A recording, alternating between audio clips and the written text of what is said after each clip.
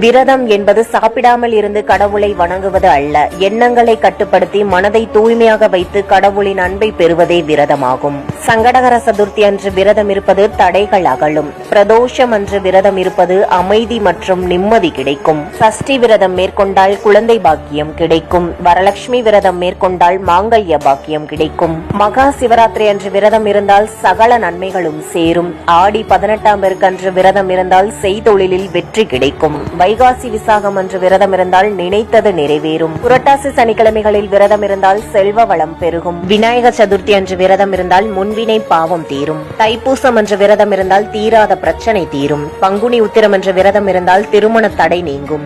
வைகுண்ட ஏகாதசி விரதம் மேற்கொண்டால் மோட்சம் கிட்டும். கிருஷ்ண ஜெயந்தி அன்று விரதம் இருந்தால் செல்வம் பெருகும். அமாவாசையில் விரதம் இருந்தால் முன்னோர்களின் அருள் கிடைக்கும். பௌர்ணமியில் விரதம் இருந்தால் வேலை வாய்ப்பு கிடைக்கும் மற்றும் நோய் நீங்கும்.